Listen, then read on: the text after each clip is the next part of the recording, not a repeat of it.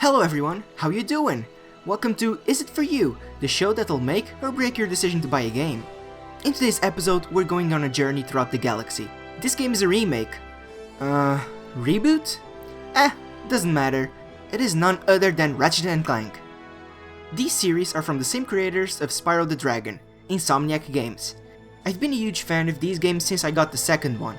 It was my first, and from there I went back to the original and started eagerly awaiting every single release since then. In other words, these series grew up with me.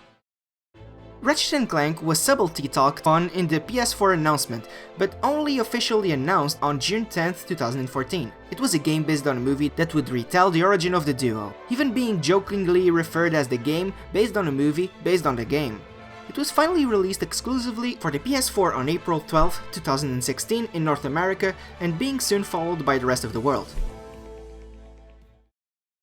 The story of this game shares a lot of similarities to the first one, as this is in the line of a reboot. However, it can be debated that this game fits the continuity, as the story is told by Captain Quark and he does change a few things to suit his vision.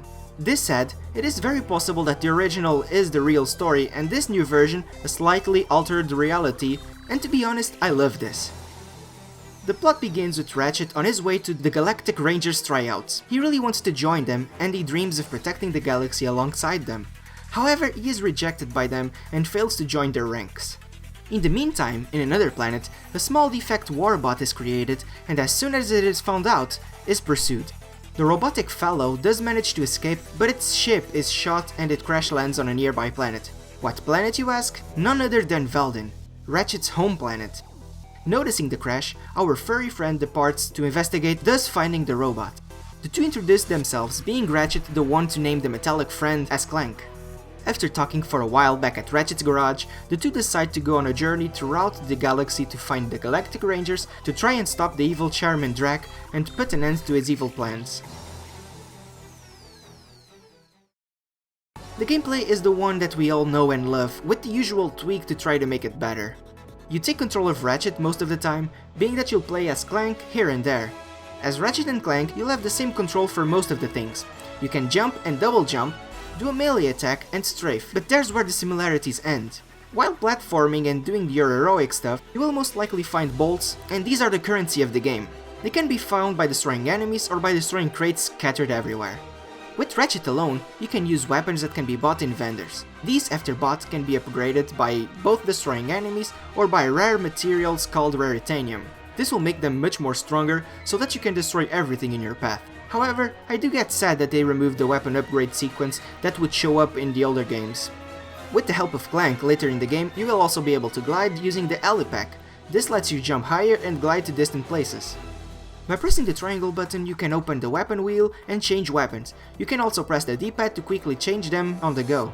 Aside from this, there are also some planets that will offer you a chance to race in overboards. These will net you various prizes.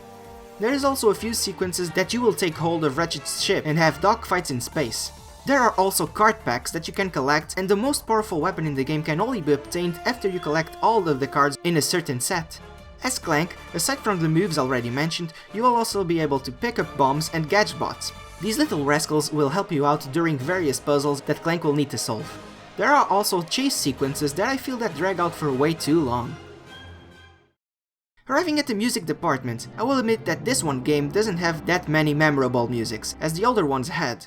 The OST is nice, but nothing to write home about. It simply does its job. In the end of the day, you might be asking, is this game for me? Well, do you like a funny story with a handful of memorable characters?